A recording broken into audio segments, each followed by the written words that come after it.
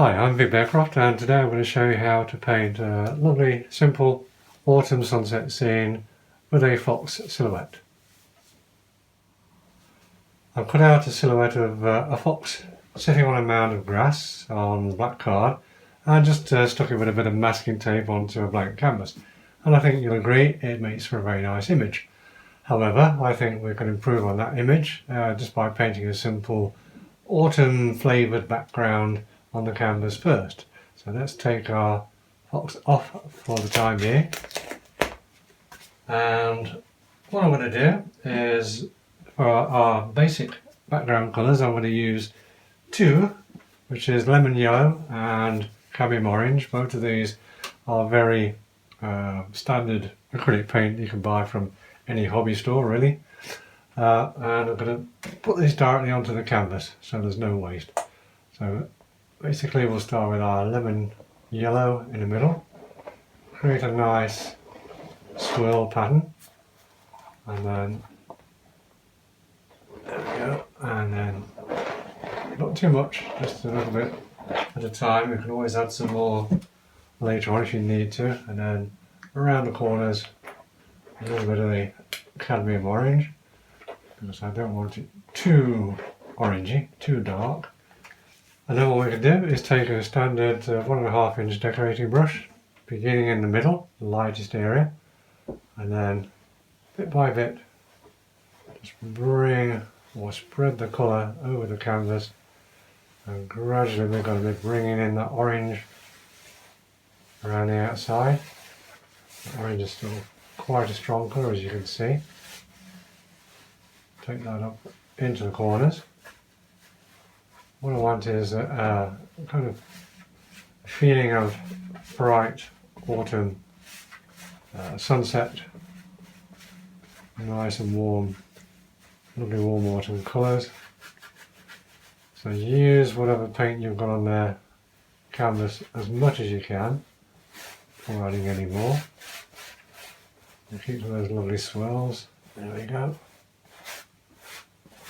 Now I'll add a little bit more, but what I'm going to do is use the lemon yellow, so I don't want to add any more orange, and then fill in the little gaps that I've got with the lemon yellow,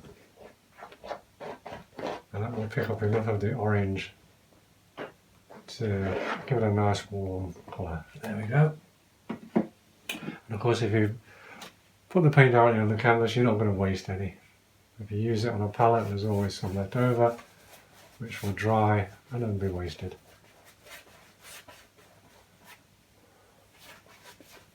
Once it starts to blend a little easier, then just be gentle with more gentle with your brush strokes. Try and get it as smooth a blend as you can. So I'm after a pale orange centre, gradually getting darker and warmer around the edges, and it does dry very quickly, so you have to work reasonably quickly to be able to blend it at all. Don't worry if it starts to dry before you finish, you can always add a little bit more paint. I'm going to add a tiny bit more lemon yellow just in the corners. That should be enough to finish this part of the background. There we go. Splodge, it's great this, because you can just splodge it on. You don't have to be tidy or finicky about it. There we go.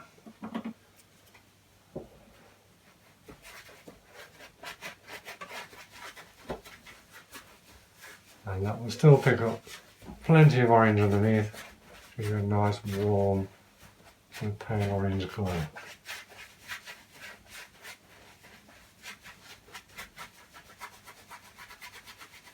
Try and fill as much of that white, or get rid of as much of the white canvas as you can.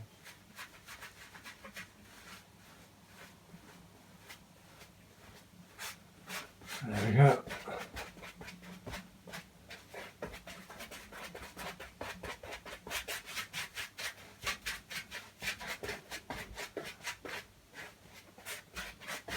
And once you feel you've got enough, and I think there's enough on there for now, once you've got enough, then just let that dry. It will probably take about 5 minutes or so to dry completely, which will give us time to clean our brush and prepare for the next stage.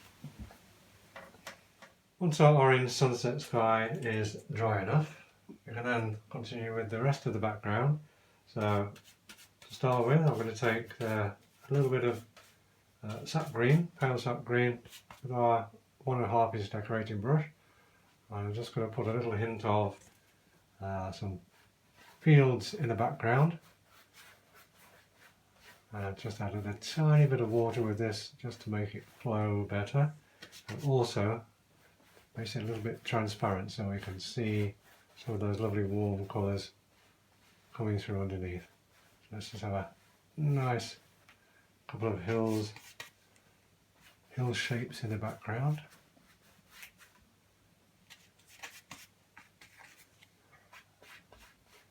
And this is a transparent green anyway, so it will show some of those lovely colours through it.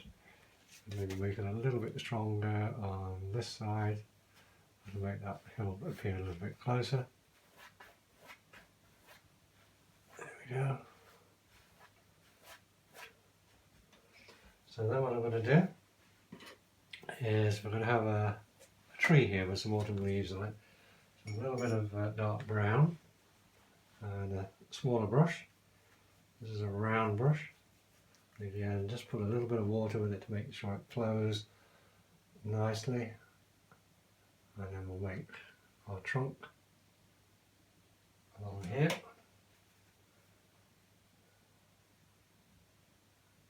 Going from the side of the canvas, outside of the picture. Make it nice and natural looking. There we go. And then we'll have some branches. So, a branch here. And another branch here, and then some smaller branches perhaps coming off those.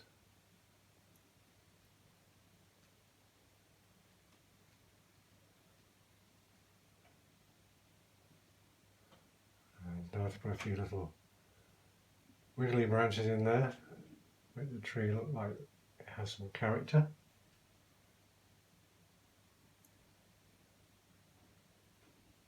And you'll see you can even get some bark texture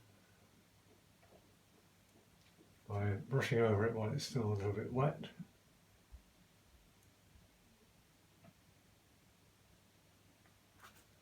And again, just have a little bit of fun with your tree, make it look as natural as possible.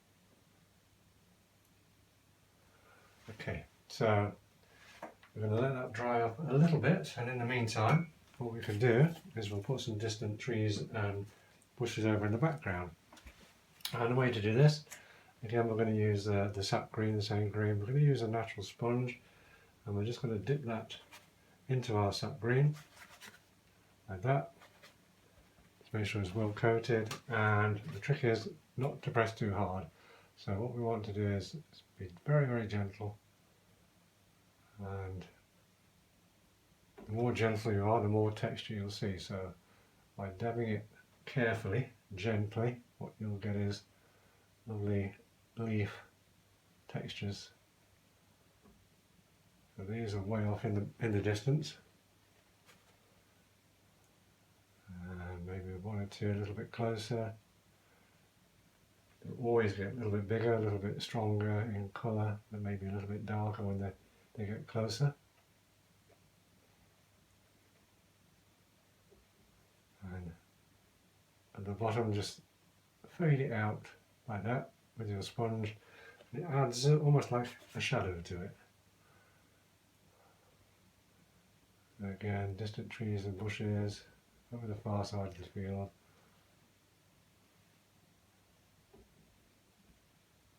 Nice and gentle.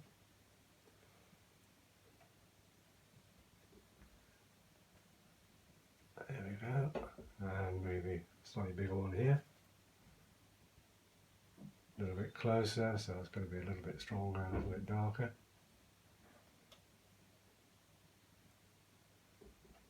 But remember, don't press on too hard. Keep the lovely texture. And it also lets that lovely autumn sunset sky show through as well.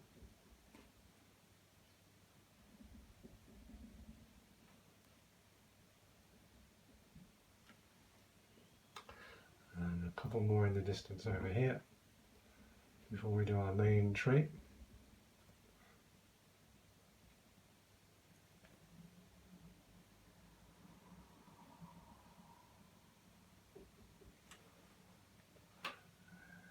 And a little bit smaller as we get further away.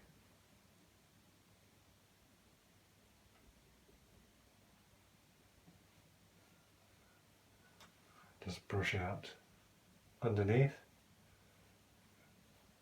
Gives you a little shadow tone. There we go.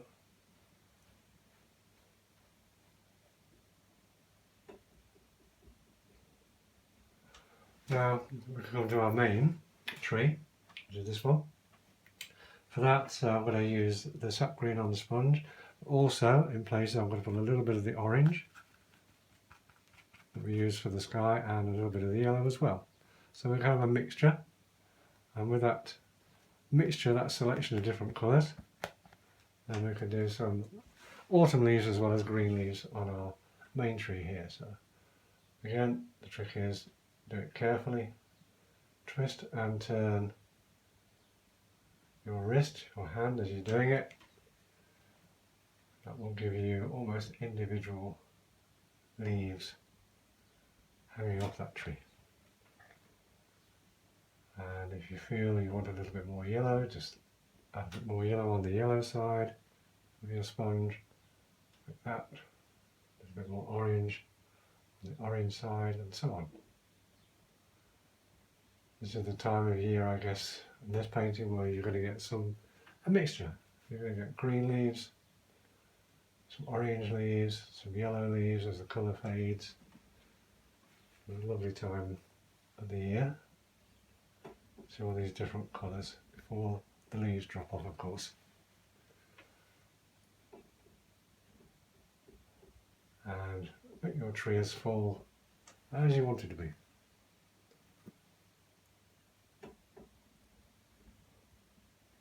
Maybe a little bit more yellow there. There we go.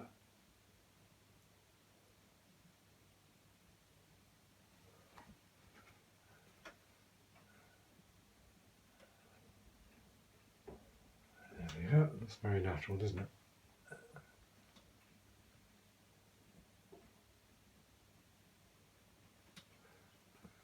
Some more orange.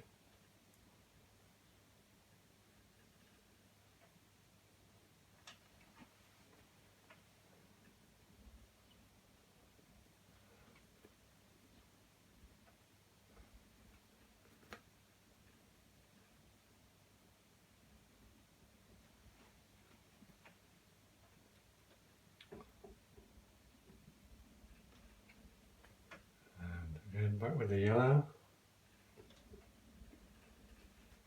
Again, you can have great fun with doing something like this.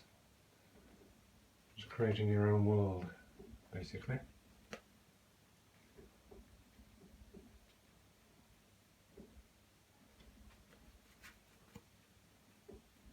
Let's fill in that corner a little bit more.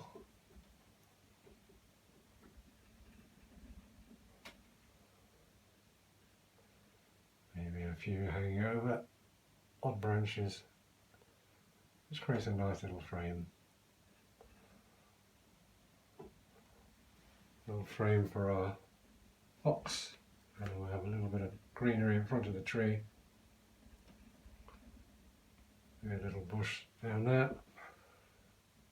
And a little bit of the gap there. So that's our background done.